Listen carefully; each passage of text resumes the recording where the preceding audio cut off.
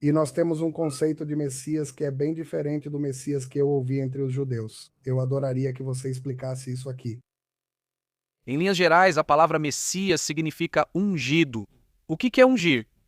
Na antiguidade, fazia-se um ritual com óleo, e esse óleo era chamado de óleo da unção. E por isso o verbo de colocar óleo da unção é ungir. E esse ritual era para dar ou delegar um cargo político, um cargo nacional a certas pessoas. Por exemplo, os sacerdotes eram ungidos para dizer: de agora em diante você tem o cargo de representar o lado espiritual da nação. Profetas eram ungidos para assumir o cargo e, a partir daí, tinham a responsabilidade de transmitir a palavra. E aos reis, os reis de Israel, a forma de coroá-los, embora existissem coroas como Quéter e Atagá, tipos de coroas.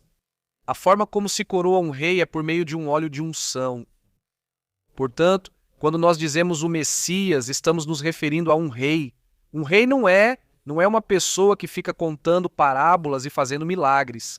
Tudo bem se um rei consegue fazer milagres, merece aplausos, mas o objetivo de um rei é cuidar dos assuntos políticos, porque é isso que os reis fazem. Os reis têm reinos, e é por isso que a definição judaica do Messias é a de um rei, um líder nacional do povo de Israel. Então, Por isso, ao longo da história, houve pessoas que propuseram ser o Messias, mas no momento em que não conseguiram triunfar na libertação nacional de Israel, elas não têm, ou não consideramos que tenham, esse status de ser o Messias. Além disso, nós seguimos uma série de profecias. Na Bíblia, que está dividida em 3 seções, a segunda seção são os profetas, e ali há muitas descrições do que o Messias deve fazer. Que consideramos que o Messias deve fazer, porque na verdade a palavra Messias ou o cargo de Messias não está explicitamente escrito na Bíblia, é mais algo que nós inferimos dali. E está escrito, por exemplo, e assim começa o livro de Isaías, que o Messias traz paz mundial, então se vemos que hoje não há paz mundial, consideramos que o Messias não chegou porque um depende do outro. Se não há templo em Jerusalém, isso indica que o Messias não cumpriu seu papel de construí-lo. Portanto, é mais um cargo nacional, que acima de tudo, com a libertação nacional de Israel, mais do que qualquer outro cargo. ok. E para vocês, obviamente, entendendo isso, houve personagens que poderíamos mencionar que cumpriram o papel de Messias em algum momento? Para vocês, sim. Sim, por exemplo, no século II, entre os anos 133 e 135, os judeus, onde eu moro, na terra de Israel, estavam em revolta contra o Império Romano. O Império Romano havia invadido a região da Judéia e os judeus estavam tentando libertar a Judéia. Shimon Bar Cosba, também chamado Bar Cociba ou Bar Cosba, liderou a campanha contra Roma. Ele era conhecido como Bar Kokhba.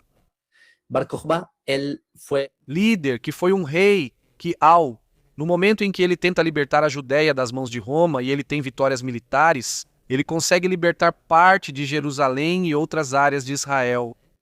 Muitos em sua geração acharam que ele podia ser o Messias.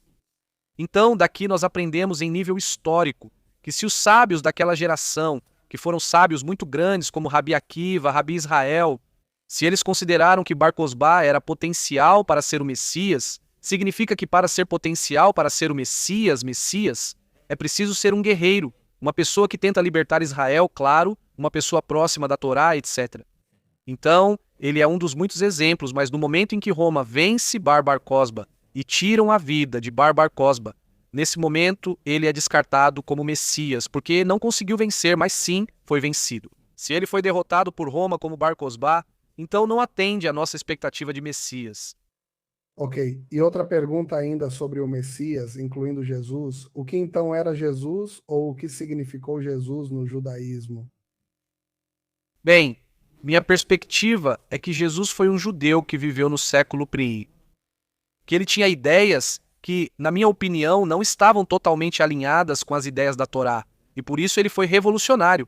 Aliás, por isso ele teve um impacto fora, digamos, das escolas judaicas da época. Porque no século I, que foi a época em que Jesus caminhou pelo mundo, havia escolas que eram, por exemplo, os fariseus, são conhecidos os saduceus, e outras séries de escolas galileias, e Jesus. Ele basicamente tem suas ideias diferentes desses grupos. E isso faz com que tenha havido um grupo, seguidores dele.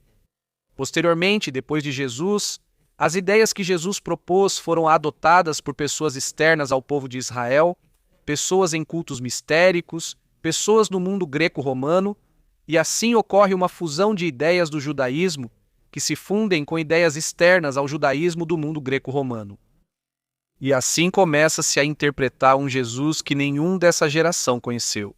E a partir daí é quando começa a se criar a visão sobre Jesus que se tem no Ocidente. Houve muitas visões sobre Jesus. Houve visões gnósticas, visões mais ebionitas, digamos. Houve as visões mais paulinas. Esse é o cristianismo triunfante no Ocidente. No final das contas, e acima de tudo, o Jesus que se projeta é o Jesus interpretado pelos seguidores de Jesus.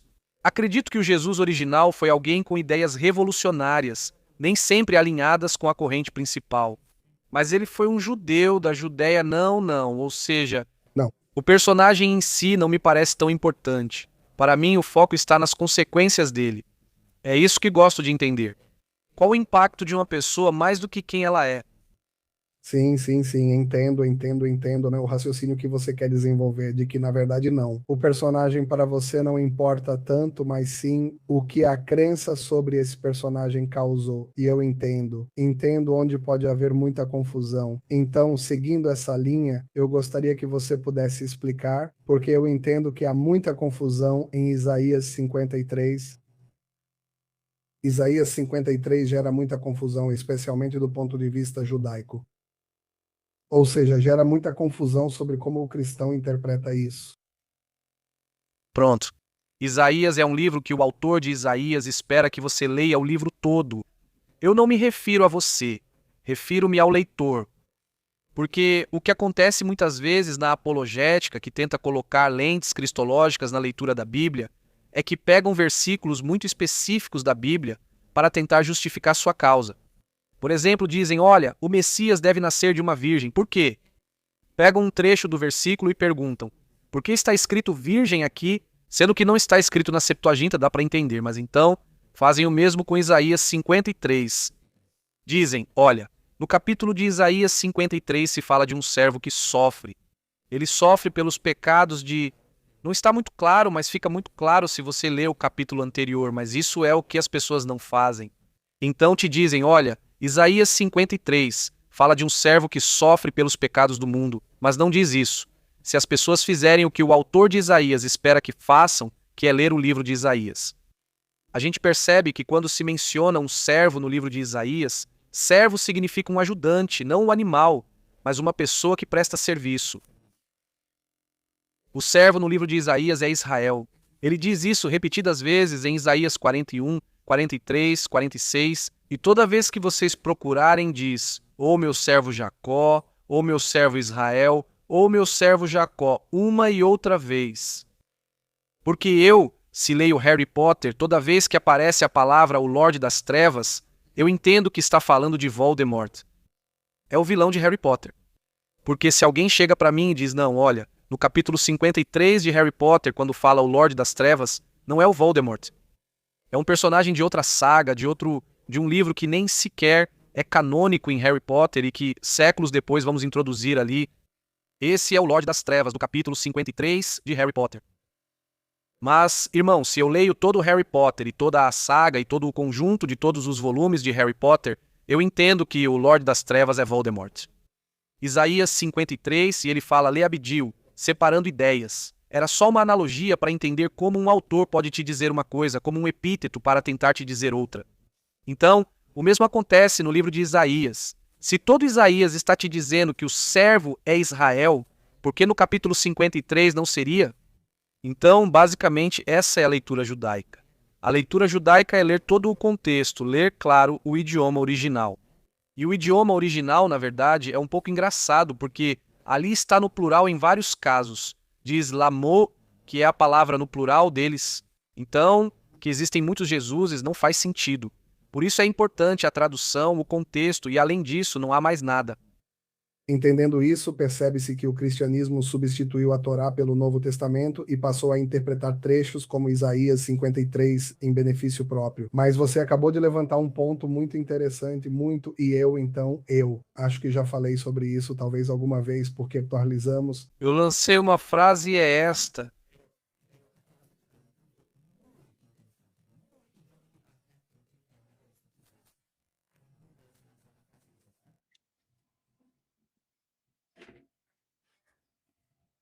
Bem, isso também foi dito por Franz Rosenzweig antes dele, Rabino Yehuda Leon Ashkenazi, e aqui ele traz essa ideia de porque o cristianismo ele pega ideias do judaísmo, mas as interpreta de forma diferente, ou seja, não do judaísmo em si, mas da Bíblia hebraica, e pega essas ideias e as interpreta de forma diferente.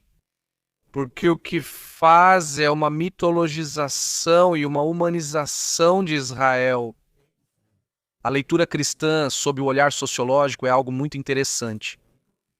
O que o cristianismo faz é pegar as profecias que falam sobre Israel e fazê-las falar de Jesus. Então, por exemplo, esse é o caso. Se o servo que sofre pelo pecado das nações e por que as nações pecam é Israel, o cristianismo transforma isso em Jesus. Isso ocorre em todos os casos, o que é interessante, pois no início da transmissão você falava sobre Israel e os judeus serem um povo perseguido. Por quê?